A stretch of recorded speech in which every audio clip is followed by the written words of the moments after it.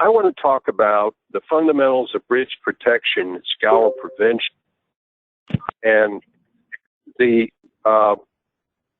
my background was as a fluid dynamicist, and that second slide and in the email gives some of my background.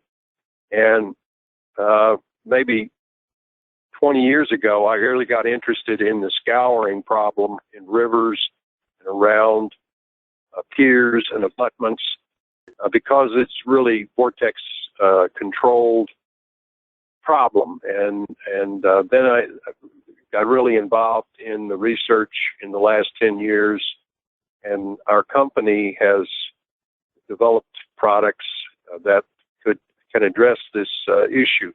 I won't spend any time going over my background. I just want to mention that.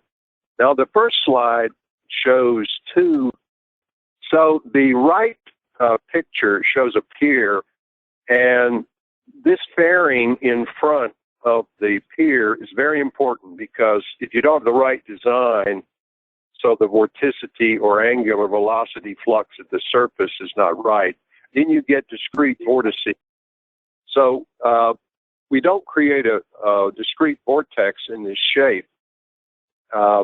And the shape works for plus or minus 20 degrees without any problems. As you come toward the back here,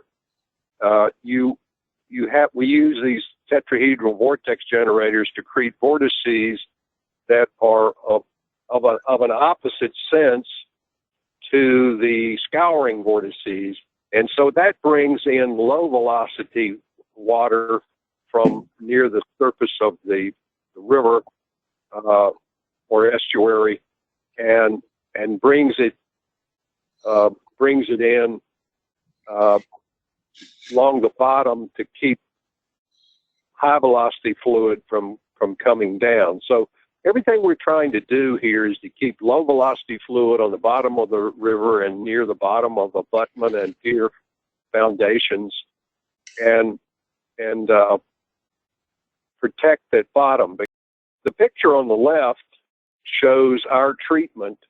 Mm-hmm. This is fill through type of abutment, the one on the left, where you would, as you will see in a few minutes, you can get surface vortices happening that come down and scour at the back. And I've talked with people who've reported scour at the back of abutments, and the abutments get all scoured out underneath and fail back here first before they do up here in the front. So we use these tetrahedral vortices and these streamline fairings to form a flow that is climbing. The vortices that are created by these tetrahedral vortex generators climbs the wall and keeps the high velocity fluid up on the top and the low velocity fluid down on the bottom. And that's the best you're ever going to be able to do, is to keep high velocity fluid on the top and low velocity fluid on the bottom. So the outline of this is to briefly talk about bridge washouts. I'm going to talk a little bit about the fundamental mechanism of scour on a riverbed. What causes the scour, what kind of features of a bridge or abutment cause the vortices that cause the scour, and what can we do to prevent these vortices that cause the scour. I've already told you some of that. And then there are a lot of examples that I'm going to go through some, and then some cost considerations that I'm going to talk about toward the end. We've done a lot of testing of these fairings, vortex generators, and that's the source of our 3 patents. The first patent and the third patent have to do with the fairings, and the second one has to do with the tetrahedral vortex generators. Probably the most important thing, one of the most important things, is that when you consider all of the costs that are devoted to scour countermeasures, scour inspections, throwing rocks in the holes, everything that's being done, and the inconvenience to the public, the danger to the public, rerouting of traffic, everything. When you look at the costs, this Scour-Borgauer system could save up to 90% of the current Scour countermeasure expenses that are being used by states and bridge owners. The configurations can go up to 45 degrees angle of attack if you've got situations where the inlet flow is changing direction. Bridges downstream of river bends, swirling flows, narrow passages. I'm going to talk about some of that in this time. I tell people I pray every time I go over a bridge, it's over a river, that I make it to the other side.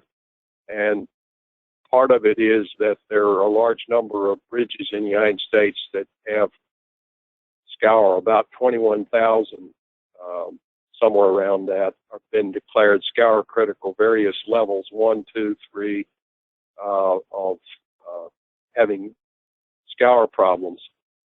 And we've encountered a number of them that are really pretty serious, and yet it's difficult for states to find the money or the federal people to find the money to address this. A number of situations that's going on right now. So, but it can be dangerous, and in a matter of a flood or a few days, as I'll show you, the bridge can wash out. The one on the left on this figure shows a bridge that washed out about 3.5 years ago up in New Hampshire.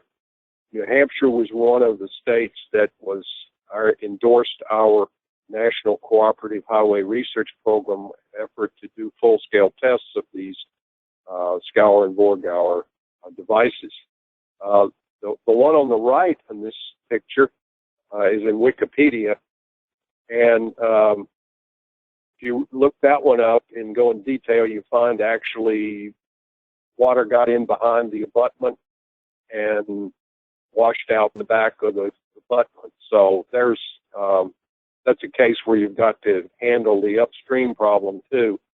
The one on the left in this next picture was the so-called Malahide Viaduct disaster that happened about 7 years ago in Ireland, and I'm told, or I remember reading, that the train with hundreds of people had just passed over this bridge just before this pier collapsed, and it was due to Scour in that case. The one on the right was one where actually people died. This Schoharie Creek bridge that washed out only a few weeks after there was a bridge inspection, and I think 10 people died, and the lawsuits at that time, 30 years ago, almost 30 years ago, over 30 years ago now, ended up being about $4.5 million as of 10 years ago. So those are the real catastrophes that happened. I could go into others in various states. Here's one where undermining of channel crossings. I'm told, like in Pennsylvania, there are hundreds of small bridges, particularly where the abutments are got serious Scour problems. So a lot of bridges have got Scour. It's been recognized by the Federal Highway Administration and others that temporary countermeasures, we need to get away from those if possible. For example, the Hydraulic Engineering Circular 23, which is one of the Scour documents, you can get it at Federal Highway Administration website, I'm pretty sure. They don't want to use riprap anymore in the design. They want to do something different. In fact, they say they want streamlined fairings for the piers and abutments. And, to try to avoid liability risk, they want to get away from temporary Scour measures that could fail. We're attacking the problem from trying to prevent the vortices that are causing the problem from causing the scour. In other words, we want to get rid of those vortices. We want to prevent them. We don't want them to happen. We want to counteract them with the Vorgauer tetrahedral vortices. So I go to the next one. The fundamental mechanism of scour on a riverbed, there's a dimensionless number called the Shields number, and it's shown in the upper right part of this slide. And it is really the ratio of the shear stress or shear force, and that could include the pressure forces, since the pressure forces over rocks and gravel are actually related to whatever the shear forces are. So you're lumping them all together as a shear force, turbulent shear stress. You got away from the right in the nitty gritty right down here on this the bunch of rocks, and as I've shown here, you just get up here a little bit, you get this average shearing stress, turbulent shear stress, and what is in the denominator of this dimensionless number is the buoyant force of the particle.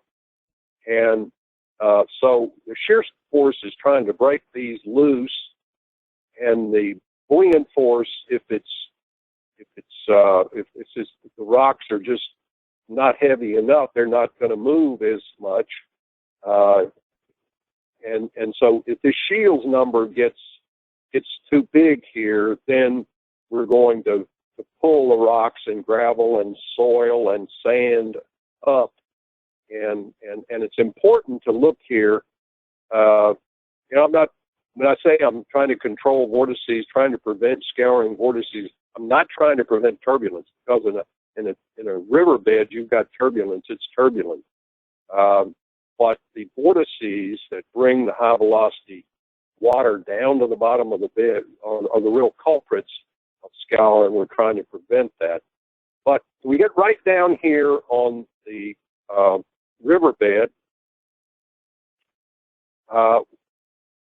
We've got this turbulent shear stress acting, and it's important to note that this turbulent shear stress varies with the square of the velocity and the roughness. So the rougher this is, more rough rocks, then you're going to get more of this turbulent shear stress that happens. And in a book which I've referenced here, Francois Charot has in chapter 7, he shows this plot of the Shields number versus Reynolds number for incipient particle motion. So you've got the laminar plot here, the turbulent plot. The turbulence one we take care of, we want to look at. Particles move when this Shields number gets above anywhere from 0.03 to 0.2, because you're very seldom dealing with a spherical rock or anything on the bottom. You've got all different kinds of shapes of rocks and gravel on the bottom of a river or estuary.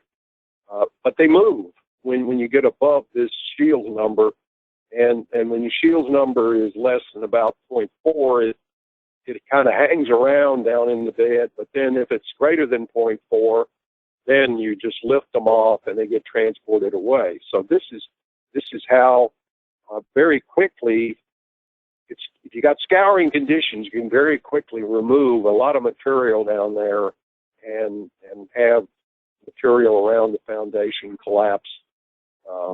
And so that's really the onset of scour. I might want to mention in all of our tests, we always ran at high enough velocities that we had open bed scour with whatever rocks or gravel or sand or that we were dealing with. We had open bed scour, incipient open bed scour, when we were testing for the fact we did not have any scour around the piers and abutments that we were testing. So I debated how much to go into current scour prediction methodologies, like in HEC 18 and HEC 823, and other reports and and papers written by people that worked in this field like Etema, Melville, other famous people, Shepard, who worked in trying to correlate laboratory data to predict scour, mainly for flow around circular cylinder. But anyway, a lot of the methodology is really using traditional hydraulics methods, one-dimensional continuity, momentum, and energy to determine how a river cross-sectional velocity varies with length, down, up and down the river. Some cases they do two-dimensional calculations of cross-section. Very seldom do they do three-dimensional. And then some kind of estimate of frictional resistance, and then they get some correction factors. They have correlations and correction factors that they're using to try to estimate the scour. Now, predictions with this approach give scour depths for circular cylinders, which is the main one that they spend so much time and effort working on, that are larger than observed by as much as 50%. So they're trying to say, well, I'm going to scour at conditions higher than what I'm estimating. But this is very highly uncertain what you've got there. I mean, when you do this kind of scour prediction methodology. We have been involved with, go to the next slide, of trying to predict scour with computational fluid dynamics and more physics-based. I mentioned in my background that I've done a lot of work on surface roughness effects on flows, and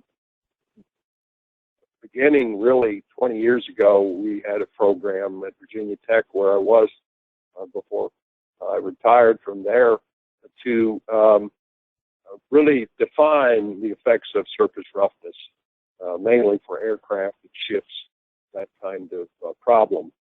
But anyway, if we look here, predicting scour, we need the three-dimensional shape of the riverbed with the surface roughness to do that, and we also need the three-dimensional inflow to the river, at least 10 river widths upstream, maybe get away with 5 river widths upstream.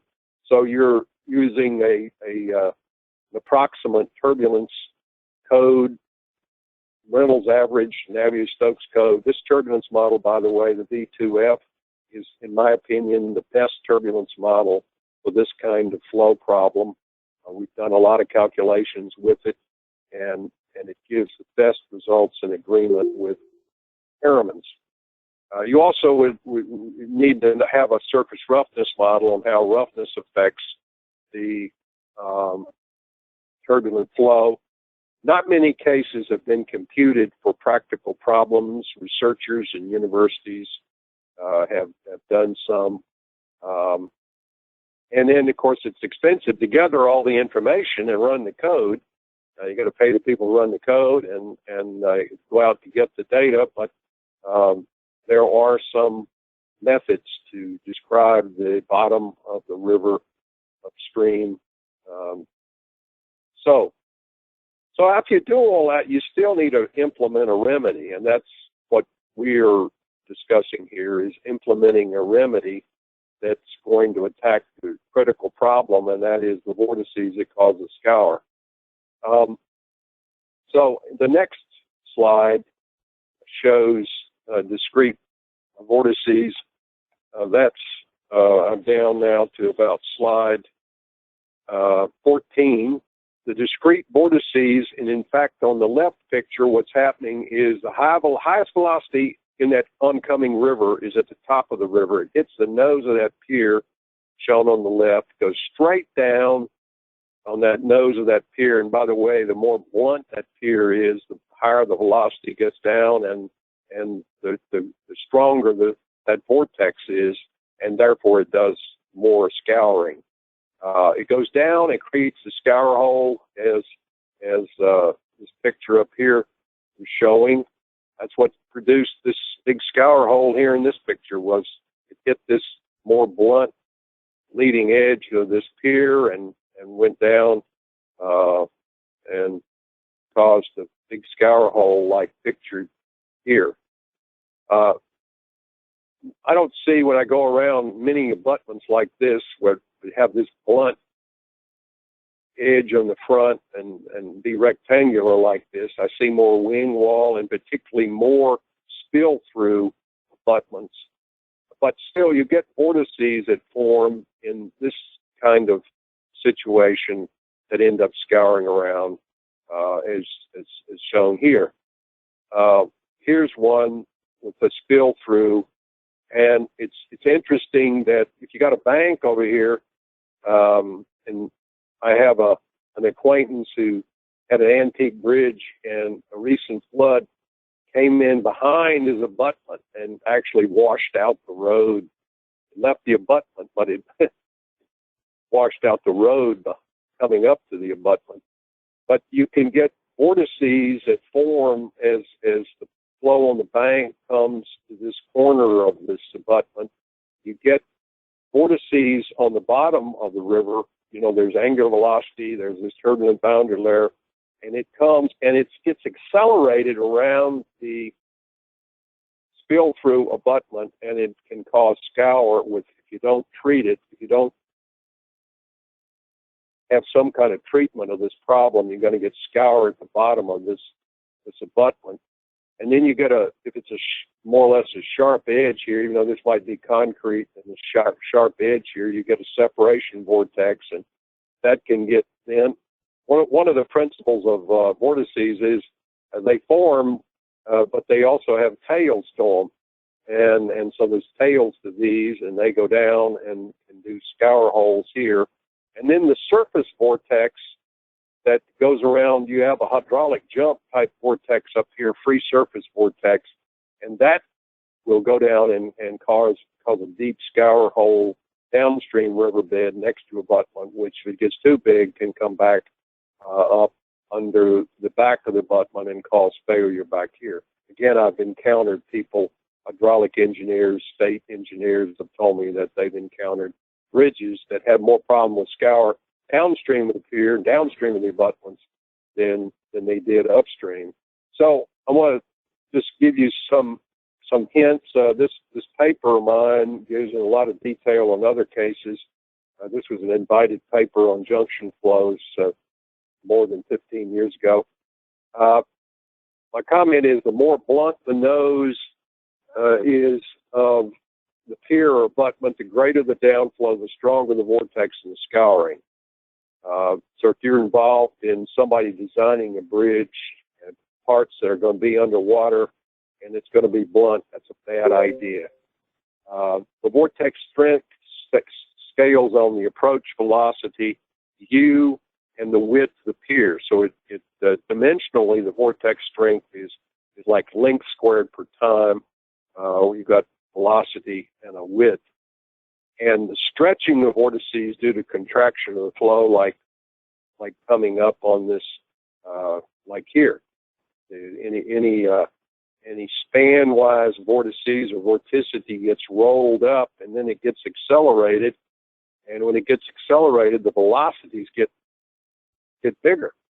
And then definitely, with velocities getting bigger, the Shields number is going to get bigger, and you're going to have more scour, more of your material carried away. So we come to the point, what can we do to prevent? Well, we have to know where they're formed. We've got to modify the surfaces, change the surfaces that normally would cause discrete vortices that cause the scour and high velocity water to move down.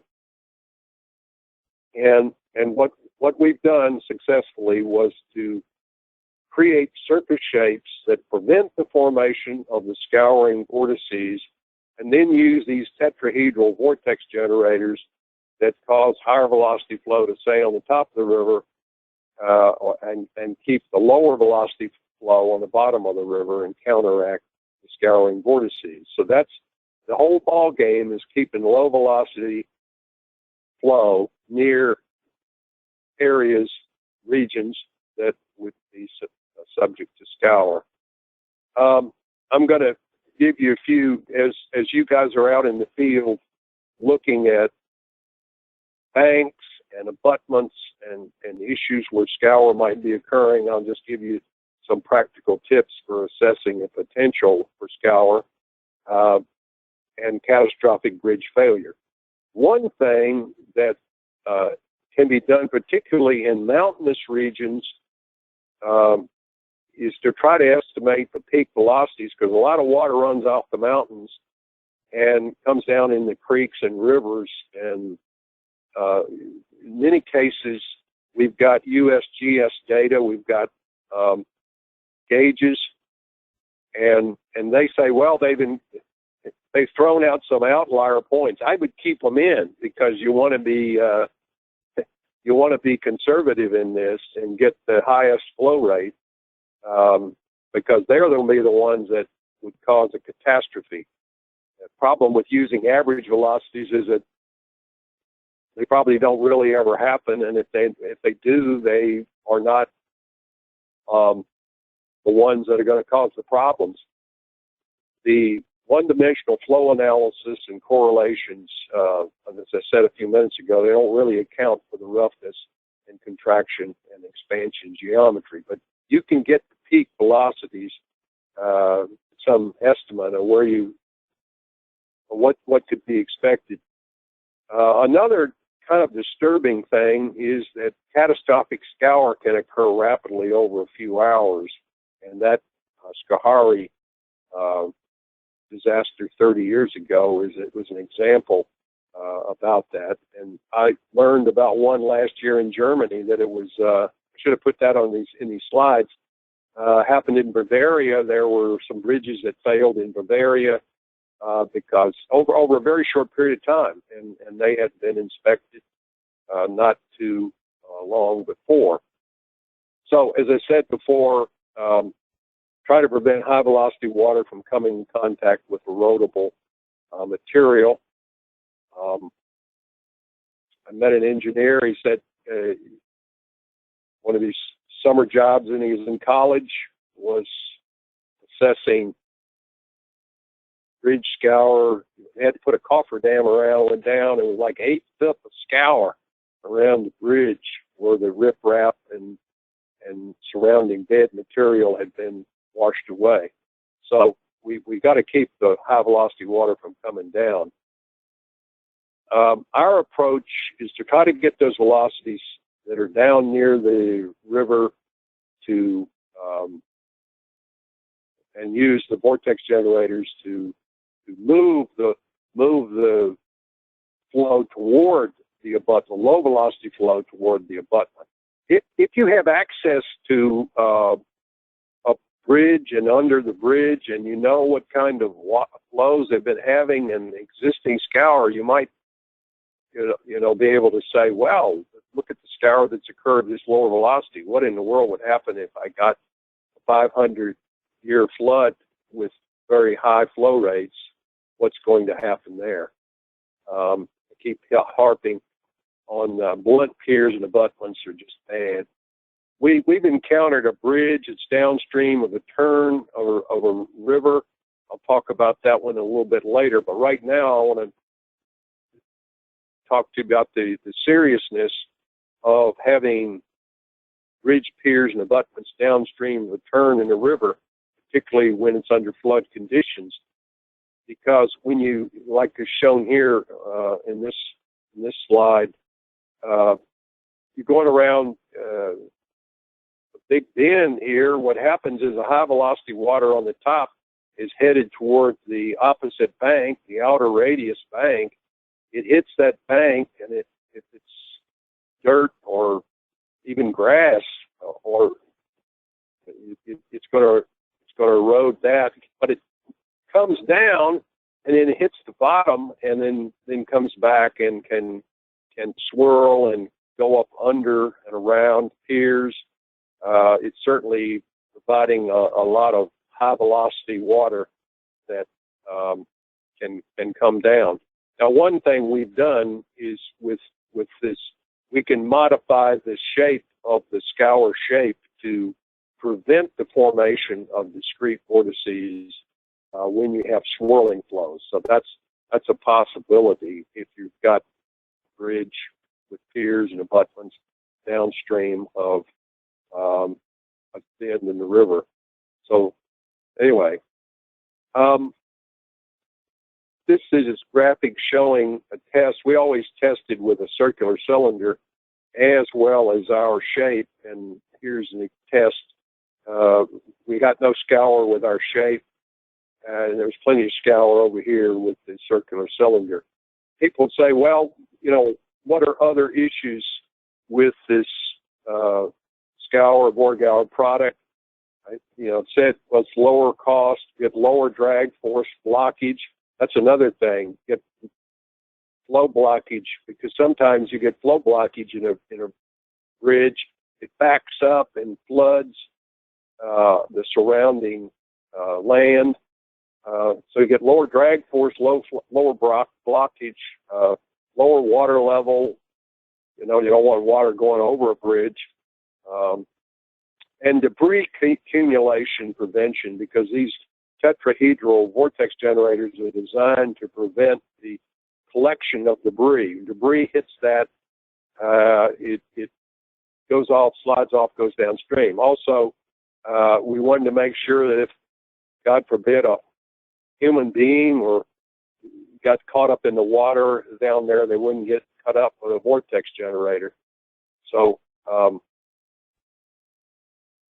let's go down to the next slide. We did full-scale tests a few years ago under NCHRP IDEA support. That's funded by the states through the National Academy of Sciences. And we did this in the famous Hunter Rouse Environmental Flume Facility at the University of Iowa. So we proved it there. Also full scale. I think it's an 18-inch wide pier was proven in that case. Another project we were involved with involved piles, and it was shocking to see piles like this in the sandy soil, an offshore situation. You know, they're scouring down 10, 15 feet below the normal level, and using this, as shown here in this slide, this type of scour and then these Vorgauer vortex generators, we can eliminate the scour and, you know, prevent that from happening with this kind of situation. Now, I'm going to just talk a little about the wing wall abutment with no scour protection. And the wing wall, you get vortices, as in the lower right picture, scours out down here at the bottom, and then dumps the material at a mound over here in the left part of this particular picture. I'm going to go to the next slide because at the bottom it shows you contour plots. We have a laser light sheet system where we measure the scour before and after. We run tests, and this is equilibrium scour after about an hour run. We've got a deep scour hole here in the lower left picture, and the mound over here on this same wing wall abutment that I'm just talking about. Whereas when we put the fairing on there and with vortex generators, we don't get any scour around that abutment, that wing wall abutment. So that was successful in that case. There's a rule in all these scour studies that have been done, all of the NCHRP and Federal Highway Administration scour results, is that if you don't get scour at model scale, you won't get scour at full scale. And part of that has to do with the fact that the pressure gradients on the piers and abutments are much lower for the full scale than they are for the model scale. So that's pretty well accepted result. Now, the same wing ball abutment that we put the Scour fairings and the Vorgauer material, Vorgauer tetrahedral vortex generators on. We used the technique of oil flow and you can see downstream of the vortex generators. The vortex generators are kind of dark here, but you can see them to the right part of this photograph. And the vortices go up the wall where these streaks are, you see. Now what you're seeing in this gray part is just where the surface vortex hydraulic jump had formed and mixed with contaminants, and so that's what that is there. But the point is that with this line fairing and the vortex generators, the flow moves up the wall, and more importantly, it's bringing, if there is any loose gravel or anything down here at the bottom, it's bringing it toward the abutment bottom, not taking it away. It's bringing it toward it. So that's an important feature of that design. And this picture shows the surface of this with the vortex generators. These vortex generators, stainless steel is the way to go, and we can do retrofits or do it for new construction, as I'm going to try to get to say quickly. Again, case of a spill through without any treatment, get a big scour hole due to the surface vortex. With scour treatment, we don't get any scouring occurring. Here's one, a design. If you've got like super floods, we could put these vortex generators and scour material fairings down here to where if you did scour down, you would get, in this case, with the flow being from right to left, you would be getting counterclockwise vortices formed here that would climb the wall and bring rocks and stuff towards the abutment, not take it away, but bring it towards the abutment. And you could bury this part here. In fact, this could be retrofitted on an existing, in this case, we spill through abutment.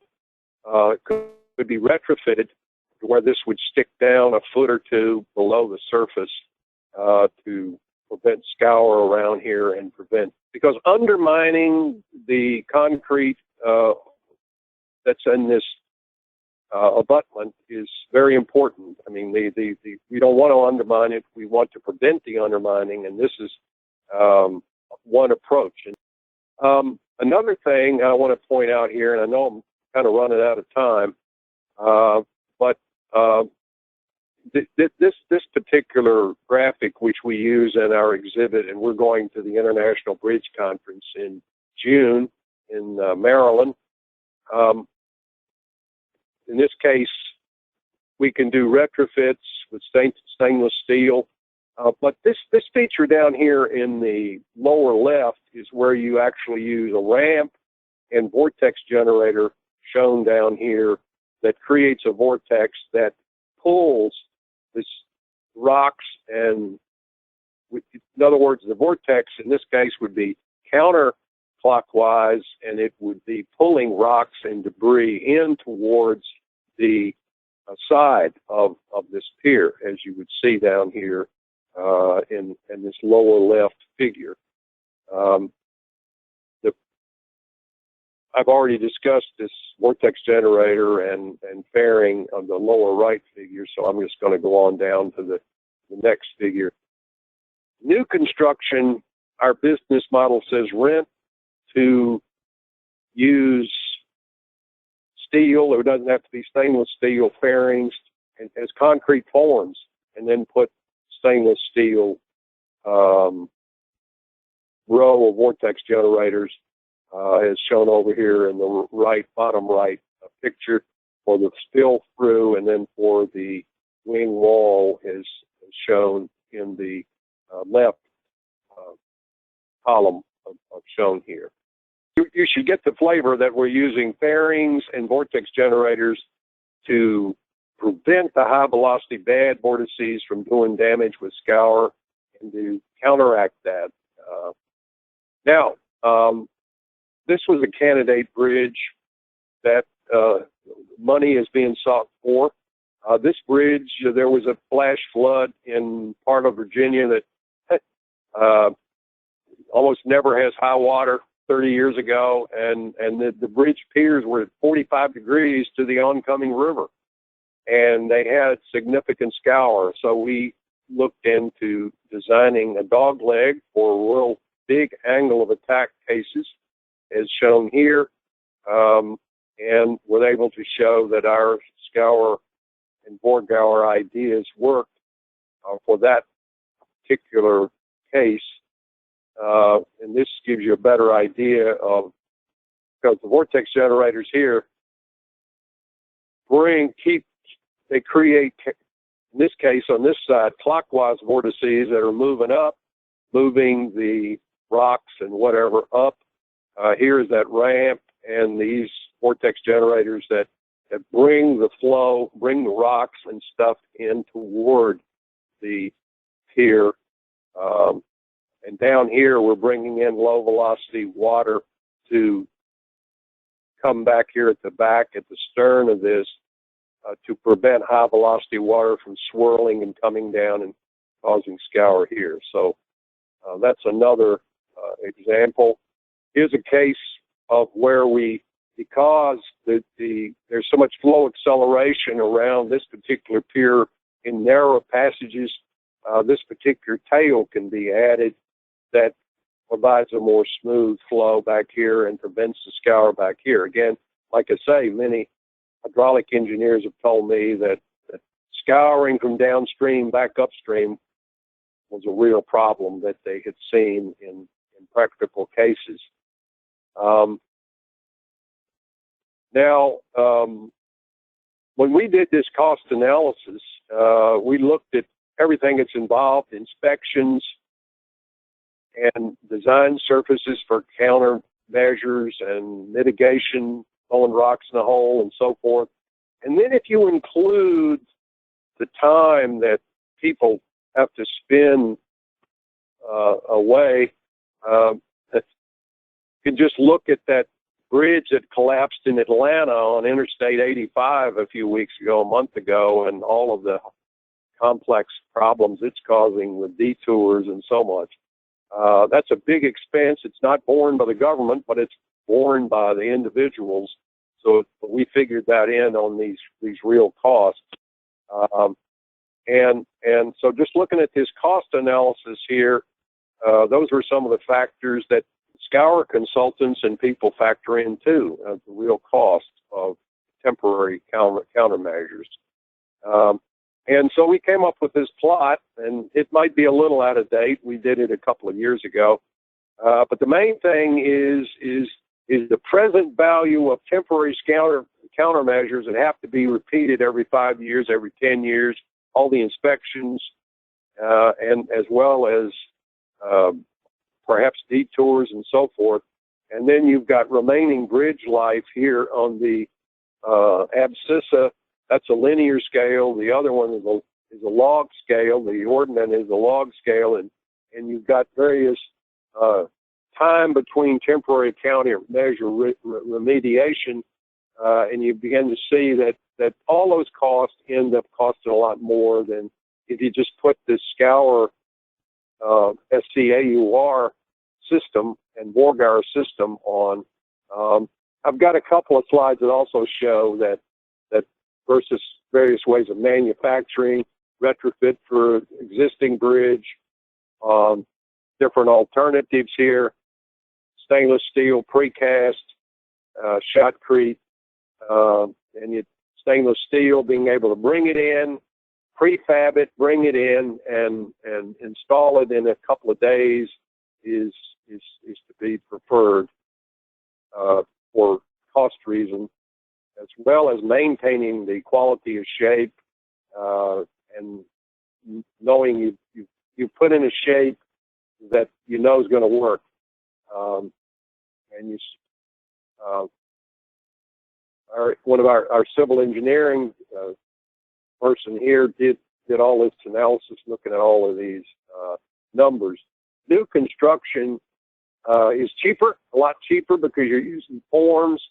And I use this as an example from here in Virginia, where we estimated for some cases, and where they're seeking money for that. And so you can see various pier widths. This is for like a 32-foot long pier, and you can see how the prices go up for such huge bridges. Now I wanted to spend a few cases that are going on now that have me a little worried for what they're doing. This is supposedly the fix for the now famous Malahide Viaduct Pier that collapsed, you know, the one where the railroad track went over. And you've got a pier, so-called pier seal at the bottom. Got, as you see here, underneath this pier seal, you've got these vertical piles that are holding it up. And they're saying, oh, here's the water level up here, and down here. You know, if we get scour below this level, then what's going to happen is the vortex strength's going to go up, because we've got a much wider case. So they really need to put certainly a ramp with the vortex generators upstream of this to bring in the rocks back in toward the side of the seal to prevent it from being aggravated further. Because of this, you know, if this inflow to this big downflow and big strong vortex, but more importantly, you start scaring away down here at the bottom under high speed flow, then you really got an aggravated situation. That's a case. Now I want to kind of, as I'm ending this up, show you a case where the bridge owner is seeking funding. This is a very serious case. It's downstream of a turn, a bend in a river. The concrete seal, there was limestone under this concrete seal, and it scoured out the limestone, and it's lost 29% of the original weight strength and 60% of the moment strength due to the fact that it's scoured underneath due to that swirling flow downstream of a bend in a river. So anyway, we duplicated this scour pattern in our flume when we tested this particular case a while back. So we also have the fairing and vortex generator fix for this, which demonstrated that